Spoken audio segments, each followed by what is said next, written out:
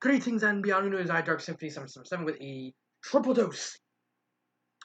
Un, deux, trois, uno, dos, tres, 1, 2, 3. Whatever you want to say it. Of videos.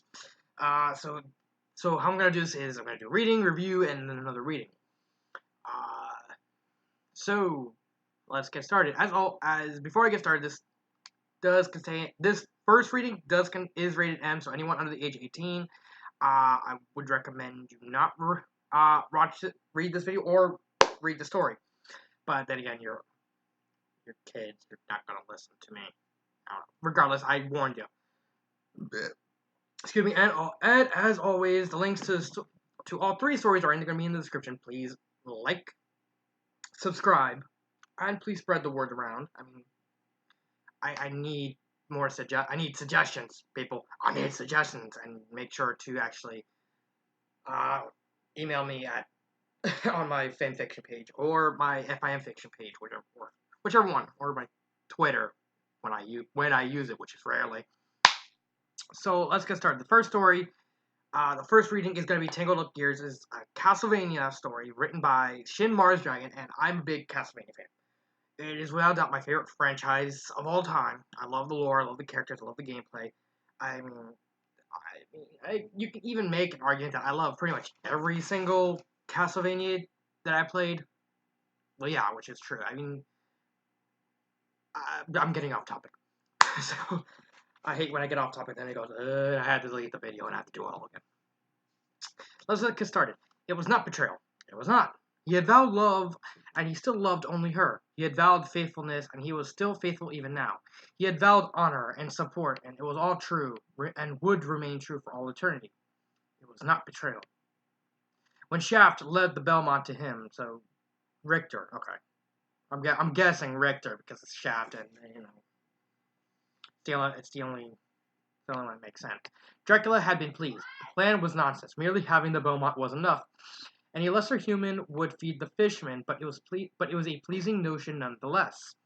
At least he would have a Belmont to accompany him through eternity, and that was enough to wave and tell Shaft to get on with it. He wondered if Leon would appreciate the joke. He went to see the Belmont before Shaft. He went to see the Belmont before Shaft cast his spells and bound the hunter's spirit in chains of his own will. The Belmont spat and snarled the same idiocy he spewed the last time he and Dracula had met. The same lines every one of his ancestors had spewed at Dracula as if they were some sort of holy truth. He said as much to the Belmont that this was no fated battle. He had no appearances to keep up, and was told that if he tired of words, the Belmont would happily settle in blood. Dracula agreed. He took the whip from the hunter, of course. They relied too heavily on the maid's power, and he wished to see what they would have without it. Besides, it was good sense. It was common sense. Of course, without the maid's rage and hatred buoying his strength, the Belmont could not hope to stand against Dracula. He fell, and it was not betrayal. His heart had only room for Lisa, even now. Okay, I know who Lisa is. Lisa is Dracula's wife, whose death kind of spawned his son actually become a good guy, and the driving force behind Dracula's curse and beyond. So I'm kind of, why does he keep referencing her? It was sheer dominance, a low base knee that overtook him. He wished to see the Belmont submit, to have the truth of which of them was the stronger engraved on his very soul. He wanted to see all that faith and hope come to its inevitable rotting end. Is this a yaoi? Okay. I mean, it's kind of weird. I mean, I'm okay with yaoi. It's just kind of a weird setup for it. No, I'm not gay. It's just I'll read anything. This is just a weird setup for yaoi. This is like a weird setup for yaoi. Sheer animal dominance. Oh, I already read that. He bore the hunter to the floor and plunged his face into the Belmont's neck. And oh, the blood burned. He tasted red and gold, a pure holy fire that burned like alcohol all the way to his stomach. He smelled the harsh angles of the cross he once would have died for, and he heard the sound of incest that rested heavy on his tongue as he swallowed it down. Okay, so it's Gore. Okay, so it's not yaoi, it's Gore. Okay. And he saw Leon. He saw Leon just as he was when they arrived at Constantinople.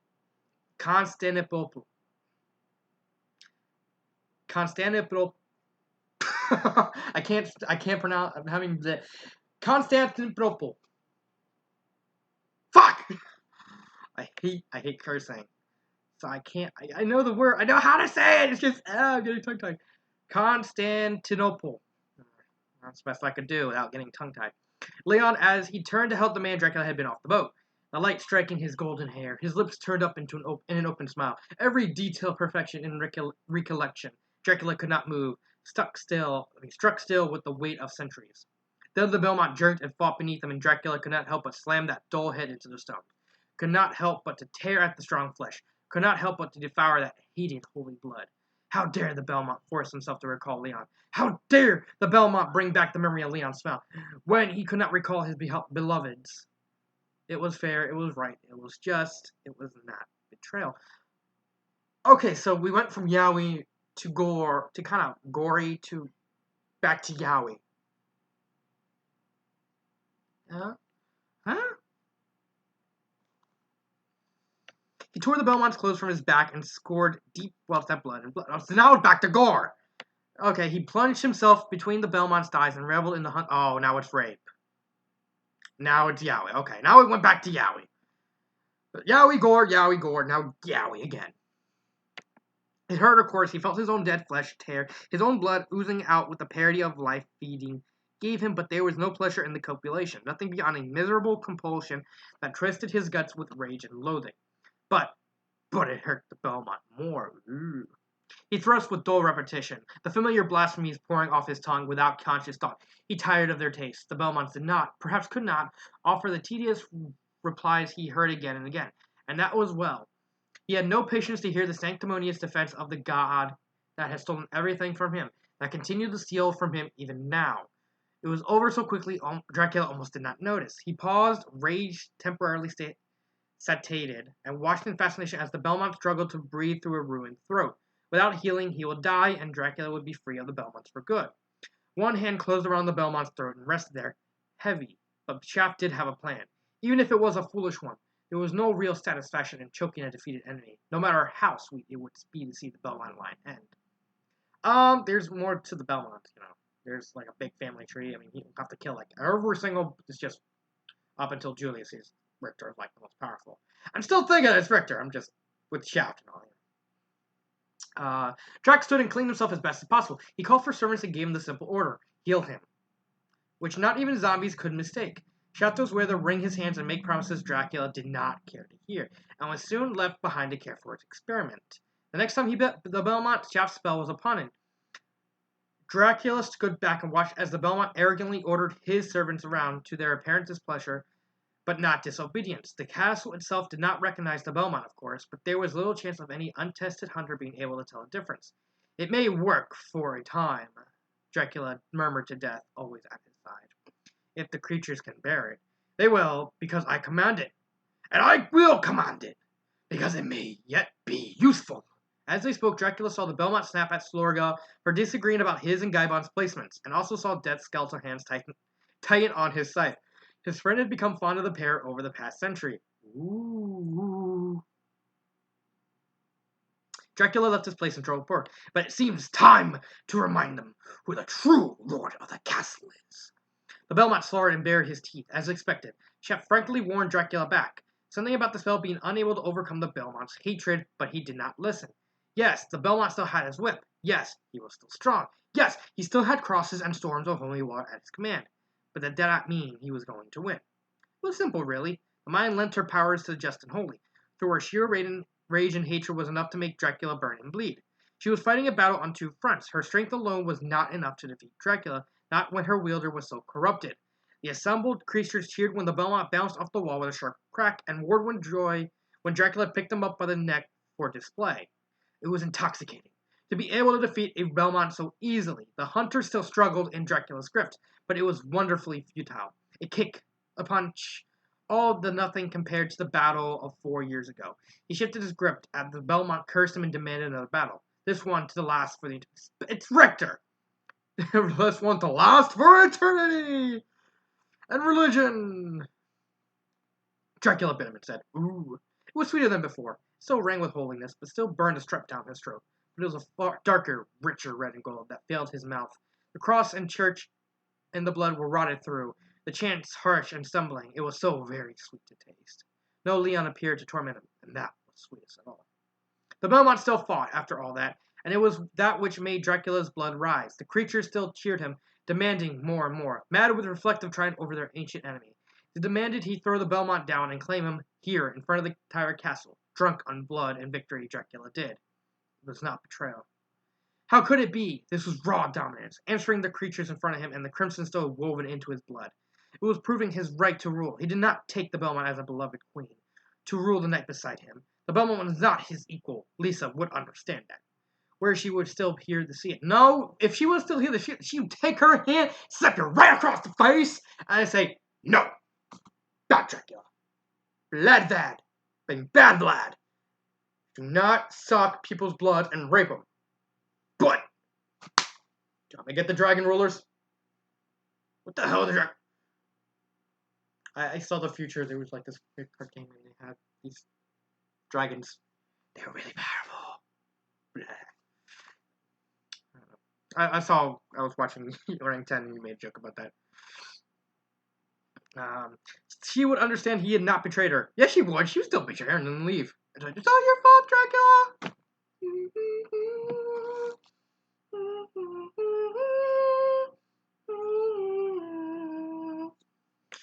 Still kept ever faithful to her memory.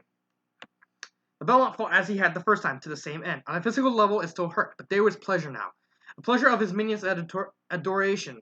The pleasure of watching the upstart break apart beneath him. The pleasure of knowing that for all the Shaft's plans and contingencies, only Dracula ruled the night. The cheers and cries of the creatures grew ever louder, even more raucous.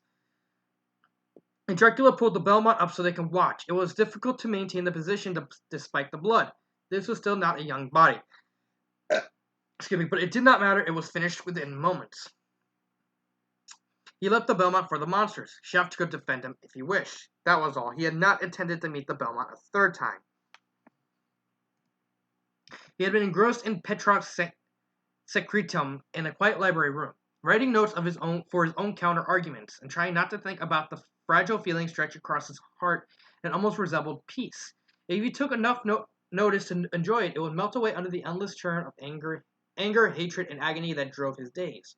But if he did not think about it, if he concentrated on logic and rhetoric, it held, for a time. So careful and complete was his concentration that when a warm human hand came to rest on his shoulder, Dracula's heart froze in wild hope. Could not be. All reason and logic said so, but he did not want to believe what tattered strands of rationality he had left.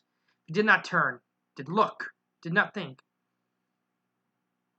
A soft kiss was pressed just below his ear, exactly as Lisa would do when she came upon him like this. No, she would speak, asking what he was reading, but perhaps she wished to surprise him. An arm wrapped around his shoulder, more kisses trailed down his neck. Dracula stared straight ahead, not daring to look. The arm was strong.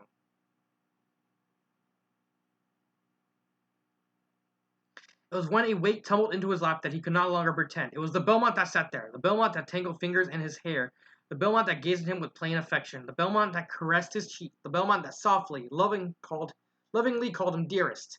It was hateful. It was a filthful mockery of Lisa, a grotesque shadow puppeting a wretched human form. A thing rich for his lips, and Dracula flung it across the room. How dare it? How dare a human? Human! Humans have been the one to take Lisa from him. How dare it? How dare it think it could take her place? Dracula stalked to where it was trying to pick itself up and clawed its back into two ribbons. Ripped and tore until the white bone showed through the gore. Even the smell of its blood was nauseating when it spilled over his hands. The stone floor, the books, coating everything around them in bright red. It wasn't enough. She hadn't been human. She hadn't been one of them. She was a spirit, an angel sent to him. Something otherworldly. She wasn't like them. He kicked the human across the floor, feeling the bones cracked under his foot. He flipped it over, enjoying the wrecked screams when it landed on its back. He tore it open, plunged his hand into the viscera, and called to fire and flame. It was right. It was just. They had tormented her like this. She who had done nothing to them.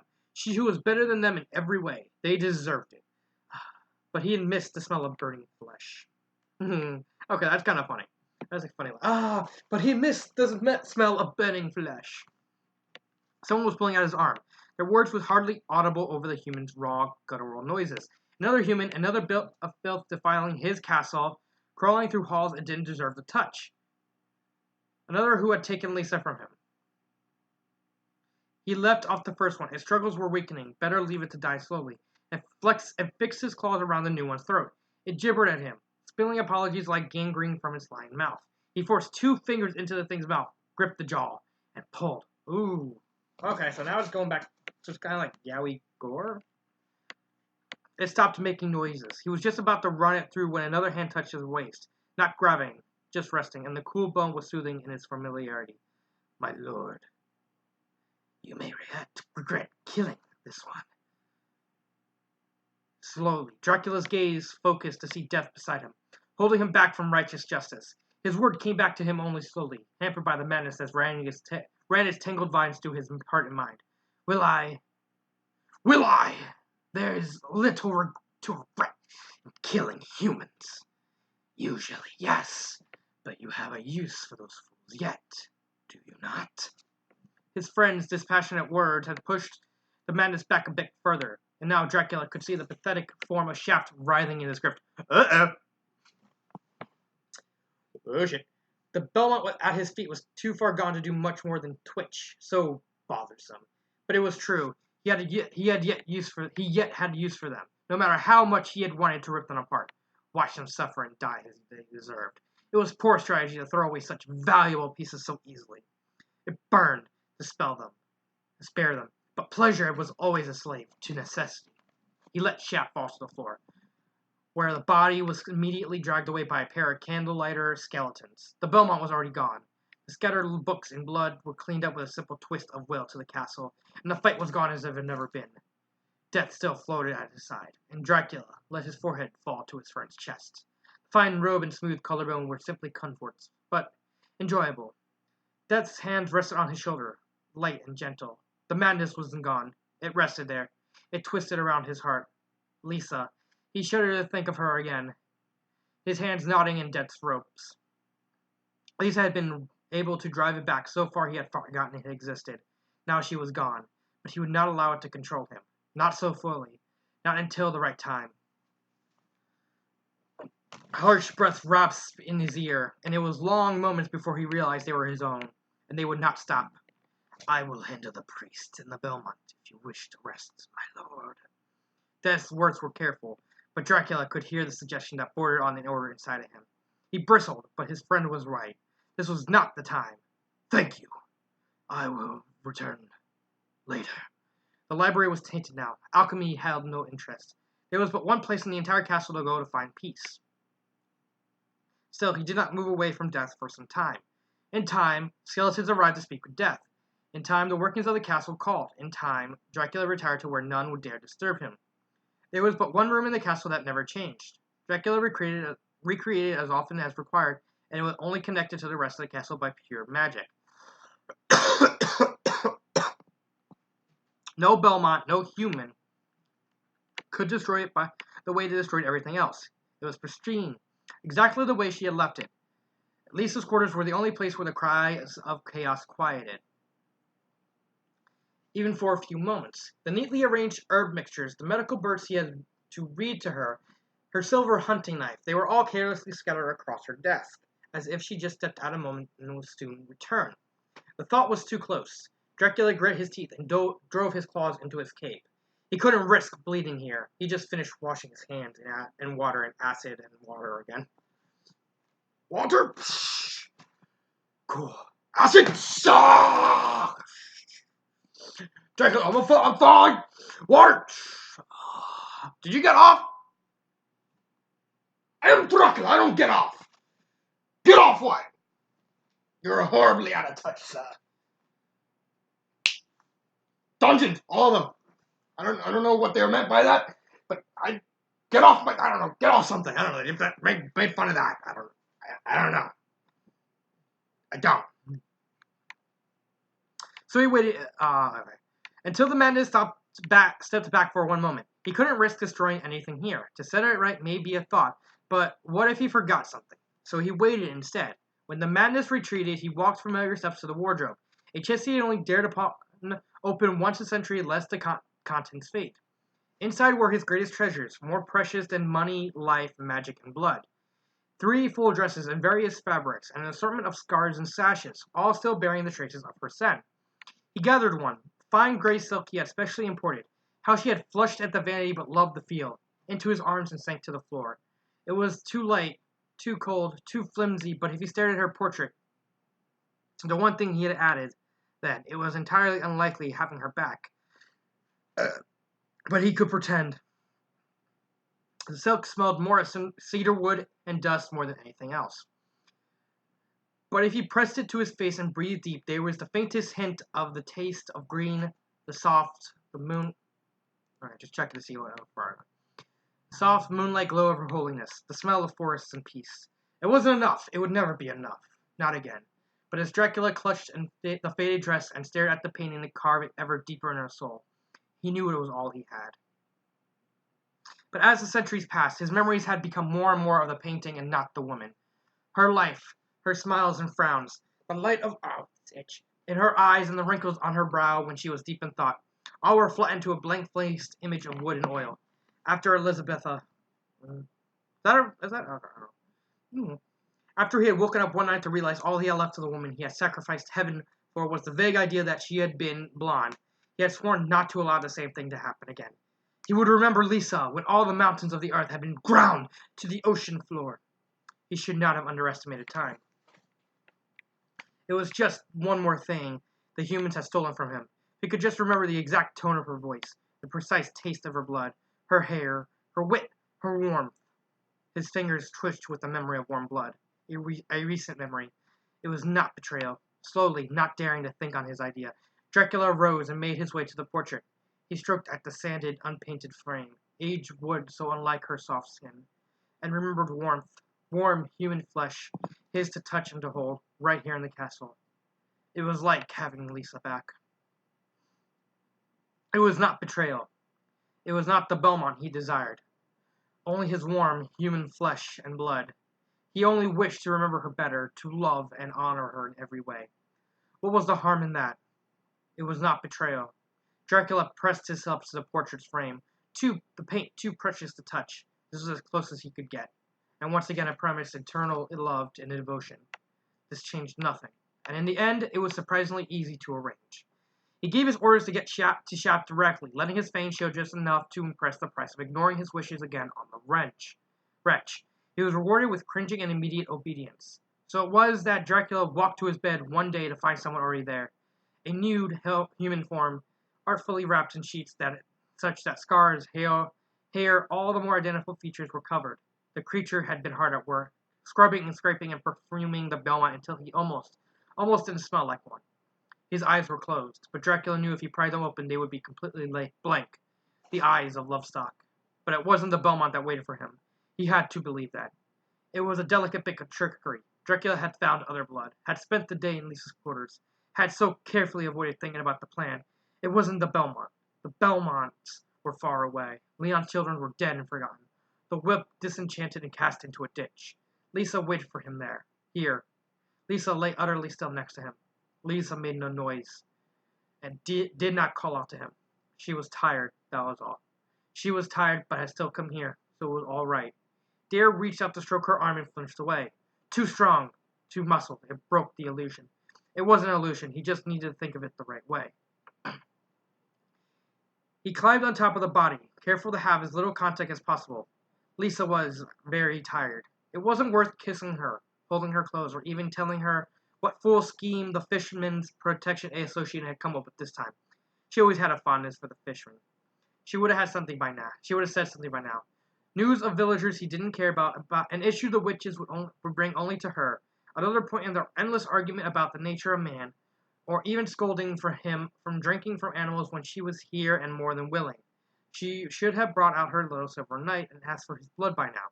She should have wrapped an arm around his neck and dragged him down to meet her. The form beneath him was still and silent, and Dracula pressed into the waiting hole. It was warm, at least. He let instinct take over, thrusting slow and deep in the way he liked. There was no hurry. They had all the time in the world. Time to enjoy himself. Time to forget. Remember what it was like to have the ability to love. There was a noise below him, a pleasure or protest he neither knew nor cared. It was too deep, and Dracula covered the false mouth with a hand before there could be any more sounds. One of the legs below him kicked out. Too strong. Too damn strong. And Dracula rested more of his weight on the form below.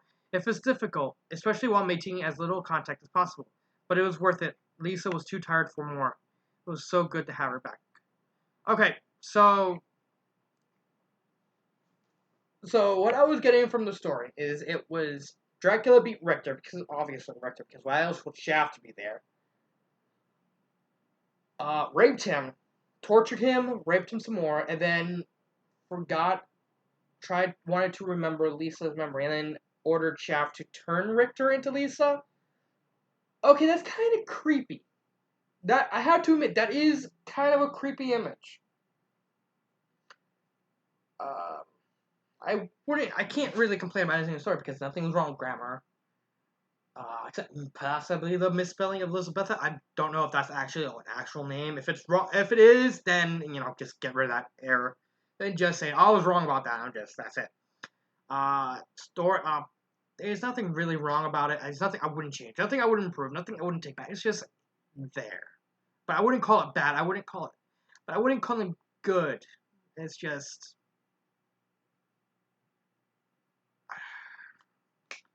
I just wish maybe it could have went on a little longer.